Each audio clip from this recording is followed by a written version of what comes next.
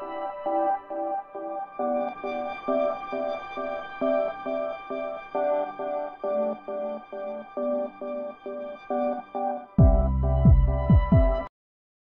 Hello नमस्कार. आणखीन एका नव्या कोऱ्या व्लॉगमध्ये तुमचं मनःपूर्वक स्वागत आहे. तर आज रविवार आहे, त्यामुळे मी केसाला मेहंदी लावणार आहे. त्यामुळे इथं लोखंडी भांड्यात मेहंदी भिजत घातलेली आहे. शनिवारी सकाळी घातली होती. पूर्ण एक दिवस मेहंदी भिजलेली आहे आणि लोखंडी भांड्यात भिजवायला घातलेली आहे. आणि ही ऑर्गॅनिक मेहंदी आहे पूर्णपणे. बघू शकता इथं कशी काळी काळी झालेली आहे. तर आता ही मेहंदी माझ्या केसाला लावणार आहे मी. बघू शकता इथं लोखंडी भांड्यात मेहंदी भिजवल्यामुळे पूर्ण काळी झालेली आहे. आता व्यवस्थित मिक्स करून ही मेहंदी माझ्या केसाला लावणार आहे मी. तर चला तर मग मेहंदी लावून घेते केसांना माझ्या, त्यानंतर भेटते. हात लाल झालेला आहे, लाल काळा झालेला आहे. मेहंदीमुळे कसे हात लाल झालेले आहेत बघू शकताय. फक्त केसाला लावपर्यंत मेहंदीला हाताने लावली, ज्या भागाला ब्रश लागत नव्हता त्या ठिकाणी बघू शकता अशी पूर्ण केसाला मेहंदी लावून घेतलेली आहे. आणि दोन्हीकडे पिण्याने टचअप केलेला आहे, खाली सांडू नये म्हणून. तर एक खाली आलेला आहे बघू शकता. असं पूर्ण केसवर बांधलेलं आहे पिण्यानं. आता धुतल्यानंतर दाखवते कसे केस काळे झाले आहेत का नाही ते. केस धुतल्यानंतर भेटू. आता जवळपास ही मेहंदी 1 तास केसावर ठेवायची, म्हणजे छान कलर येईल चांगला मेहंदीला. त्यामुळे 1 तास ठेवते आणि त्यानंतर धुते आणि केस धुतल्यावर दाखवते तुम्हाला मेहंदी कसा कलर चढलेला आहे केसाला माझ्या. तर आज रविवार आहे म्हणून आईनं इथं तिखट मिठाच्या पुऱ्या केलेल्या आहेत. बघू शकता इथं चकलीचं पीठ राहिलं होतं म्हणून त्याच्या चकल्या काय होत नव्हत्या म्हणून आईनं त्याच्याच पुऱ्या करून टाकलेल्या आहेत. बघू शकता. आणि इथं मोबाईल बघत पुऱ्या खात आहे. मी तर अन्वीला विचारलं पुऱ्या कशा झाल्या आहेत. तिचं लक्षच नाही आहे. ती मोबाईल बघते आपली, मोबाईल बघत पुऱ्या खात आहे. बघू शकताय. मग तिला मी मोबाईल जास्त देत नाही. आज खात नव्हती म्हणून मी तिला मोबाईल दिला आहे. आता मोबाईल बघत पुरी खात आहे बघा.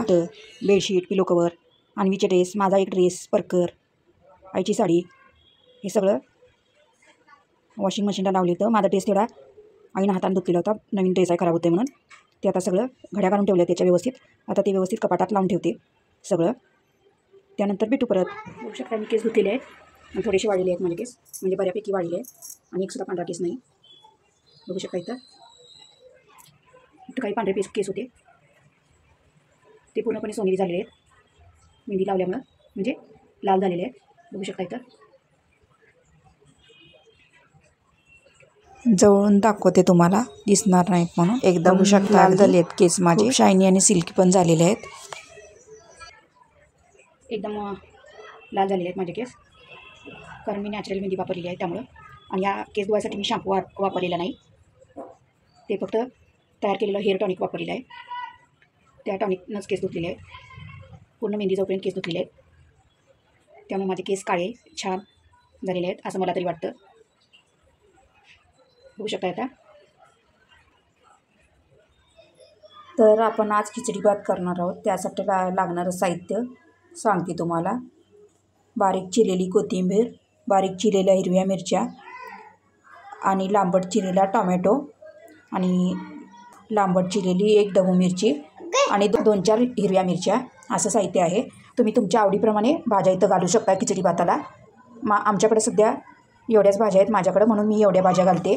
त्यानंतर बटाटा लांबट चिरलेला, 1 बटाटा लांबट चिरलेला आहे बघा, हा पण लागणार आहे. कच्चे शेंगदाणे, थोडेसे शेंगदाणे लागणार आहेत इथं कच्चे, जे तळणार आहोत आपण.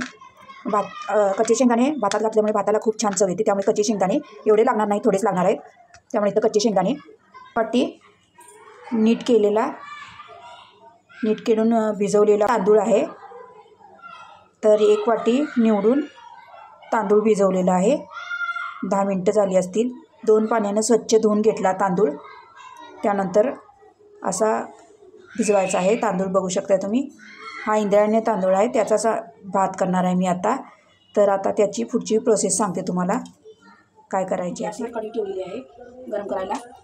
तर आता थोडं तेल घालते त्यात, थोडंसं तेल घालते त्यात. 1 चमचा जिरे आणि अर्धा चमचा मोहरी गॅस मोठा करते. जिरे मोहरी चांगली तडतडून घ्यायचे आहेत. जिरे मोहरी चांगले तडतडले आहेत. आता बघू शकता इथं मस्त खमंग वास येत आहे जिरे मोहरीचा. नंतर आता तो गॅस बारीक करून यात हिरव्या मिरच्या टाकायच्या आहेत. तुम्हाला कितपत तिखट हवा आहे त्यानुसार तुम्ही इथं हिरव्या मिरच्या टाकू शकताय. त्यानंतर ढबू मिरची, त्यानंतर कच्चे शेंगदाणे. मी सगळं व्यवस्थित झाल्याने मिक्स करून घेऊ. गॅस इथं बारीक ठेवायचा आहे आणि चांगलं शिजवून घ्यायचं आहे, तळून घ्यायचं आहे आपल्याला. 1-2 मिनटं चांगलं तळून घेऊ शेंगदाणे. आता शेंगदाणे चांगले तळलेले आहेत बऱ्यापैकी. आता यात टमॅटो घालून घेऊ उभे चिरलेले आणि कोथिंबीर, चिरलेला बटाटा सगळं घालून घ्यायचं आहे यात. परत एकदा व्यवस्थित मिक्स करून घ्यायचा.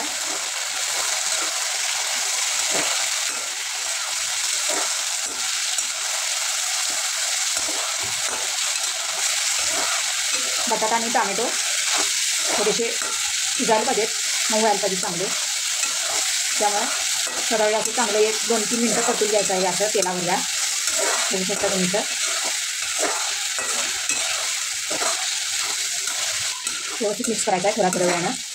नाहीतर चिटकू शकतं, ते करतू शकतं, कारण आपण पाणी घातलं नव्हतं जास्त.